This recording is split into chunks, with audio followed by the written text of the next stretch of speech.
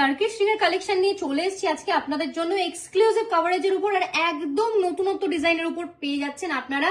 এই রিং গুলো কিন্তু মাত্র 2 গ্রাম স্টার্টিং ওয়েটে চলে আসছে আপনাদের, মাত্র 2 গ্রাম অ্যাপ্রক্স স্টার্টিং ওয়েটে, একদম লাইট ওয়েট বাজেট ফ্রেন্ডলি আর এক্সক্লুসিভ কালেকশন আছে।